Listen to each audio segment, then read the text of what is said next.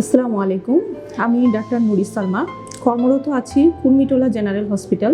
পাশাপাশি চেম্বার করছি Holy Lab health care, 6তলা বাস স্ট্যান্ড, জামগড়া, আশুলিয়া, সাভার, ঢাকা। এখানে আমি চেম্বার করছি প্রতি রবি ও বুধবার বিকাল 4টা থেকে রাত 8টা পর্যন্ত। আমি এখন কথা বলবো মহিলাদের সাদা স্রাব সমস্যা নিয়ে। যেহেতু এই এলাকাটা একটা গার্মেন্টস এরিয়া, এখানে অধিকাংশ নারী কর্মজীবী এবং তাদেরকে একসাথে কমন টয়লেট ইউজ করতে হয়, অনেকটা আনহাইজেনিক পরিবেশে বাস করতে হয়, সেখানে সাদা স্রাবের সমস্যাটা এই জায়গায় অনেক বেশি হয়। আমি এ সম্বন্ধে আপনাদের কিছু আলোকপাত করতে চাই।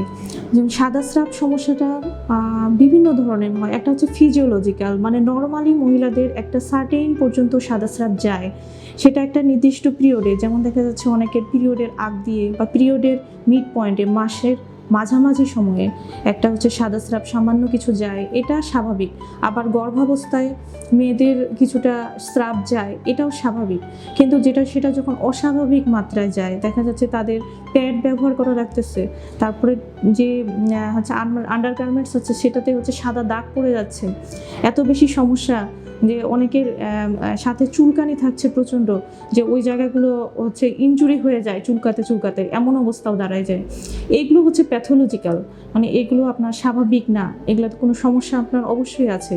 এই জন্য আপনি ডাক্তারের কাছে আসবেন, কী কারণে সমস্যাটা হচ্ছে কারণ বের করার চেষ্টা করবেন এবং সেই মতো চিকিৎসা নেবেন। সাদা স্রাবের সমস্যা বিভিন্ন কারণে হয়ে থাকে। যেমন প্রথম কারণ হচ্ছে ইনফেকশন।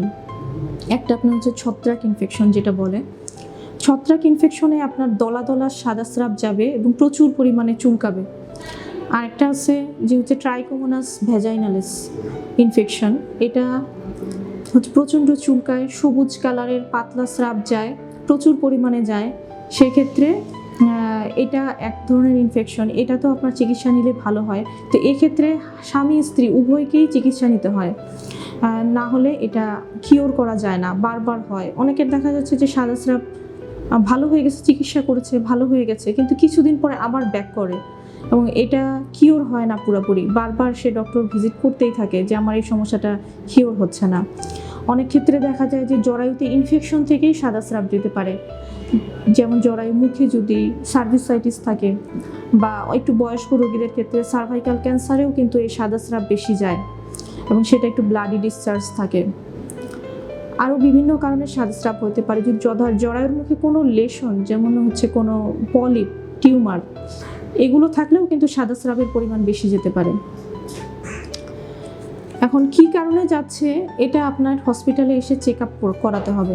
এই সাদা স্রাবের সমস্যা দীর্ঘদিন যদি থাকে, সেক্ষেত্রে দেখা যাচ্ছে যে পিআইডি হতে পারে, পেলভিক ইনফ্লামেটরি ডিজিজ, যার কারণে আপনার বাচ্চা কনসিভের যে সম্ভাবনা, ক্ষমতা, সেটা টোটালি ড্যামেজড হতে পারে।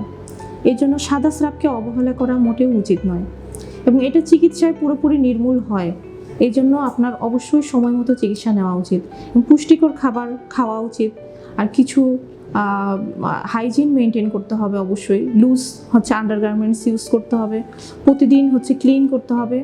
এবং যেই হচ্ছে জরায়ুর আশেপাশে, প্রস্রাবের রাস্তার আশেপাশে অনেকেরই অভ্যাস আছে স্যাভলন, সাবান, বিভিন্ন ধরনের হচ্ছে কেমিক্যাল দিয়ে ওয়াশ করা, এই জিনিসটা টোটালি করা যাবে না।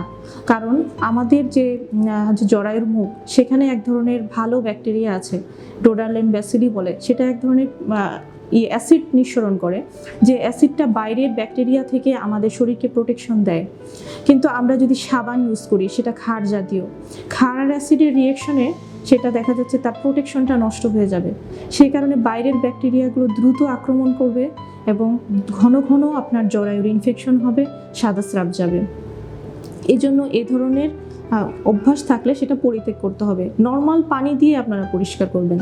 এই বিষয়ে আপনাদের যদি কিছু জানার থাকে তাহলে আপনারা আসতে পারেন হলিল্যাব হেলথ কেয়ার, 6তলা বাস স্ট্যান্ড, জামগড়া, আশুলিয়া, সাভার, ঢাকা। আমি এখানে চেম্বার করছি প্রতি রবি ও বুধবার বিকাল 4টা থেকে রাত 8টা পর্যন্ত।